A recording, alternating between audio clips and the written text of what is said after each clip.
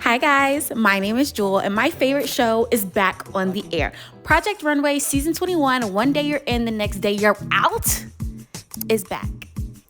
And Heidi is back. And Law Roach is a judge. All we needed was Tim Gunn, and this would have been a perfect season. Not gonna lie to you.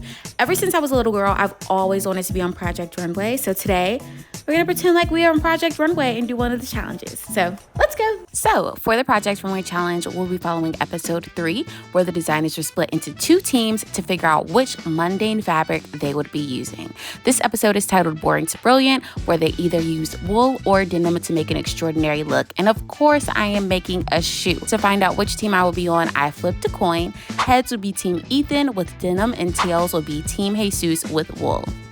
I got heads. Since we got heads, we are going to truck forward with making this denim shoe. So I knew off the bat I wanted to make a boot, but we need to find some inspo for this boot. I'm really loving boat shoes lately and really liked how the grommets and the cording looked when I played with it while gathering inspo. So we're going to go in this direction of having a boot, but with a boat shoe combined into one. Now, since I already had my boot pattern from a previous video when I did the upcycling competition, I just traced that off and added some style lines, but also added the bottom portion where the grommets and the cording will go through, which I'm patterning now. I wanted to make sure that my grommets were even. I did do this previously and they were uneven, so this is not my first try at this boot, but we had to keep trekking. Once they were even, I cut everything out and placed and marked where I wanted those grommets to go. Then it was time to start cutting out our pattern pieces. And as you can see, I just split the boot where I knew I wanted those style lines to be, pinned them down to my leather, and began cutting them out. Okay, I am usually not using denim. I love using denim when making clothes, but not shoes. So this was kind of a bit of a challenge for me. However, I did like it way more than using regular fabric that I did in my previous fabric boot making video. So that is how everything was looking. I added a zipper, added all my style lines, and now we were on to the bottom portion where the grommets would be, and punched holes where I marked they would be. So then I just pinned up the back, and I'm going to sew these down and press them open, as well as mark the seam allowance that I gave myself, clip all the curves out, and then fold it under, press it, and glue it, and top stitch it onto the base of the boot.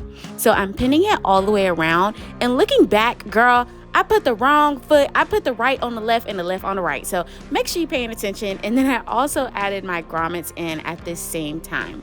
We did the same thing for the lining, cutting out the leather in the same way, pinning it together and sewing it down in the same direction. However, we did just remove some of the style lines because we didn't need them. So I only added the style line where the zipper would go because the other side was just unnecessary.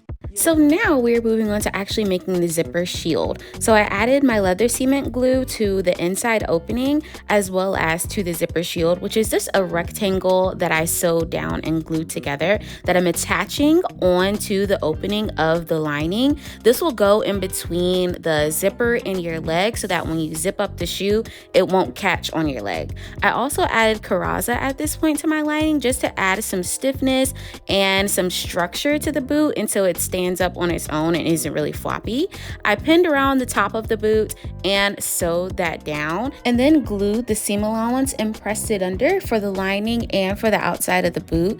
I mentioned this previously in another video, but this really just helps to make that seam so pristine and nice. So when you fold everything out, it's not bulky, because if you skip this step, it will be a big old bulky seam. And if you got a skinny shoe, then it's gonna be looking crazy. So you gotta make sure you do this. I'm still learning, but I wanna make sure that you know too. So now it is time to fold our boot right side out.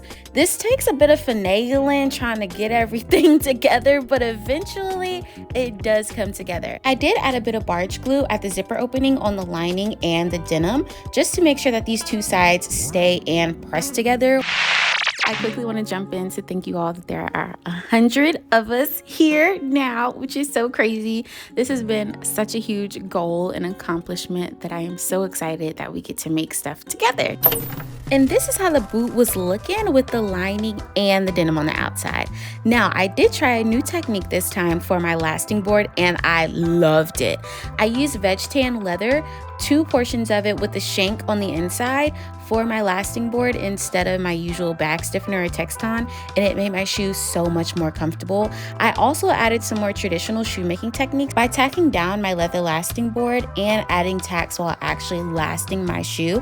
I didn't do it for the lining because, I was a little scared at first. I wasn't sure what was going to happen. So I did my regular of skiving, putting in hand pleats, and making sure everything was down that way. And it was beautiful. I already loved the way that the leather lasting board looked.